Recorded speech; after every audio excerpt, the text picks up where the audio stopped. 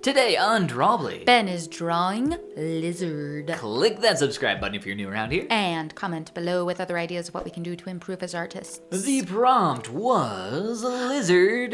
So of And- course I drew the coolest of the lizards. I know. Well, see, I never even did this prompt, and I haven't done it yet. Chameleon. Because you took the best lizards. There's no other lizard greater than the chameleon. No lizard greater. No lizard greater. Have you ever held a chameleon? I've not, no. I have held them. Guess where? The zoo? No. Your home? No. Come on, Ben. Your backyard? No. I don't- Where? Oh, the lizard. The Lizard Expo. Expo, whatever the we heck talk it's called. about all the time. Abby's got this, God, do I really have to talk about this again? No. Abby's got this weird obsession with this Lizard Expo that she's been to more than a couple times, I think. Only like 3. Only 3. It's enough times to go to a Lizard Expo. I did go to it once, and I did block it from my memory. You did not. I did. Hey, I really liked how my lizard sketch started out. I really liked my lizard's face. Yes. I thought there was a lot of fun shape language going on there. I think it is excellent. Your sketch. This is one of your better sketches that I've seen. I've leveled up. Yes, just you've like you said leveled at up. the end of our last episode. But your lines feel really confident in it. They do? They do. A lot, I should say, more than usual for you. A lot fewer of don't what's know how to called like a take chicken that. scratch. Don't take it any way you want. It's meant with This only is, the this most is, kindness hold on, in my this heart. is less chicken scratch than normal? Less chicken scratch to normal. Are you sure? I am sure. Oh no, what do my sketches look like? If this is less than... They look good, but this is less than. Okay. But there's fewer lines, so that's part of that. Yeah. It looks excellent. No, Okay, stop. It looks really good. Weird, And it yeah. only gets better from here. This one is a really, really cool image. It is? Yeah, you are so funny. So funny. Yeah, it's a fun one. I mean, how can you not have fun painting a lizard? A lizard. Yeah, I love it. So I'm watching your method here, your workflow very closely, because this is one where I know that I am going to learn some things. I don't know about that. I pretty much do the same thing that I always do. Yeah, well, I'm watching. Start with the sketch, fill it in with color, and then, fill in from there. Yeah, but what's base, yeah. Base colors, then some shading, then some lighting. I think it's interesting to look at the same patch of color on the lizard and watch how you block it in and imagine how I would have gone about that. Yeah, absolutely. And compared the two. Yeah, it's really fun to do that. Seeing like what I like about your method there more than mine, because my methods, they need work. They are inexperienced and they need some work. And they need some work I think I'm in the exact same boat. And I like Or I'm off the boat drowning. You're not One off of the boat drowning. You get where you're going and you get there efficiently and quickly and well. And I take a lot longer to get to this point. Like, yeah, maybe I'll get to a similar point. It's easy to but it see the takes me a long mistakes time. in yourself, where maybe not as much in someone else. But trust me, I am making just as many mistakes, if not more than you.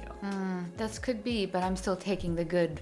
I'm able to glean out the good from the bad. I'm an Yeah, expert. absolutely. I've said it a million times and I'll say it a million more. That's one thing that I love about Drawbli is being able to watch back from not just what I've made in the past and learn from and, try to improve upon in the future, but watch back on your stuff and see techniques and ideas and processes that I would have never even thought to do. Even if it's something where you look at the way I do something and you're like, well, I would never do it that way. That's helpful because that is teaching you something about, your own personal workflow and how you would create. Yeah, like what should I lean into and where can I stand to be different? I love how you so confidently block in colors though. You really put down your colors where you know you want them. Got it. I ain't got time. I'm a busy man, Gotta put in those colors and move on. Yeah, I like that. That's the one thing I've learned from marker sketches that I really I like. don't. For some reason, Abby heard me say the term marker sketch once, and now anytime I paint, she just says the word marker sketch. Yeah, I mean, it was from these marker sketches are amazing, here's why video. And here's why. Shout out. Because never have seen another thing that I think is so cool. So you have held a chameleon before? I think so briefly at the Lizard Expo one time. Now, at the Lizard Expo, they're usually very brightly colored because it's a very bright and stimulating and fearful environment for them. So they're usually in a bit of a state of stress. All the owners there try their best to limit the stress put on their lizards and bugs and snakes. But anything that does light up and have different colors is usually going to be in that state of stress because there's just so much going on. There's so many people. So the chameleons I see tend to be in that flamboyant, like rainbow-esque look, like blues and reds. I did not know that was a state of stress. That seems like they would be more visible in that case.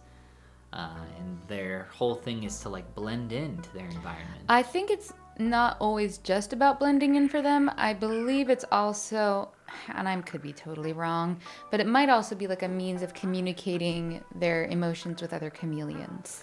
Interesting. That's really cool. I didn't know that. Yeah, octopuses are often the same. They can blend with their environment. Some of them can for disguising. But they can also like flicker and flash as like a warning, you know? Yeah. I've seen that before. Yeah, and they can change their color based on being stressed sometimes. Some of them can. I don't remember which one specifically, but I think that's really cool too. It is. I wish we as humans could do that, you know? Today I want to be purple. Today I want to be polka dotted. That would solve a lot of problems in the world. I don't know if it would. It might, who knows? It might make them worse. That's true. That's true.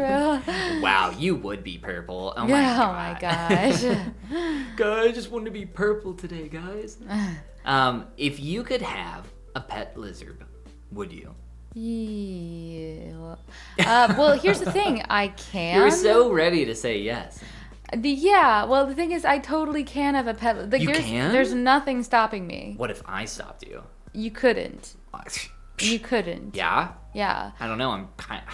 Like, there's nothing strong. stopping me from going out today, buying a habitat, buying everything that goes into it, and buying a lizard. You're right, because I would just say, good luck with that. Yeah. And I would probably be saying that to myself a little bit. Like, why am I doing this? I don't need a lizard right now. So you don't want a lizard, is what you're Not saying. currently. I don't. Currently. Not in this chapter of life. I don't know if I'm like a pet reptile person, and I don't know anybody else that is. Growing up, I had a friend that had some snakes, but that's about it.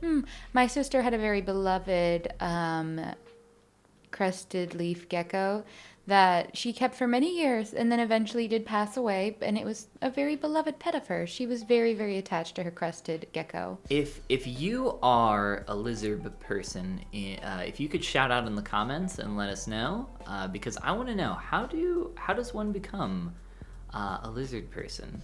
Probably you see pictures of them looking so gosh darn cute, and they are very, very cute. I don't know if cute's the right word, but they do look like this chameleon. He looks very cool. He or she looks. He very looks cool. more cool than cute, but crested geckos and sand geckos in particular, we've drawn those before, have very pretty little smiles. I do remember your sand. I think it was a sand gecko. It was like looking directly at the camera, and the lighting on it that you did. That was one of the episodes where we traded back and forth. Remember? Yeah, I think that's the sand gecko, right? Yeah. We should link to that episode because that one is so cool. That one was really, really fun. Yeah. Any of the episodes where we've swapped back and forth, those are some of my favorites. And honestly, we should do one. We should. It's been a while. If anybody has a has. suggestion for something we could do for a swap back and forth. And we've never done it in our new work style, which is to work on things separately and quietly on our own. So that would be really interesting then. I do always love how you throw in the quietly there as well. You're like separately and quietly. Hint. No, hint, you're hint, totally quiet. hint. I don't know why that word comes to mind. Yeah, but me it's very neither. private now. It's very like, oh, I'm by myself. Like, I'm doing Drawbli. Don't bother me. Yeah, it's That's weird. me, Yeah, though. That's me. okay, huh, Yeah. Yeah. No, that's how we both are. It is. You it know is. you're like that too. Don't try to deny it. I don't know what you're talking You about. liar. Here comes another Ben classic here at the end, splashing in some colors of all sorts.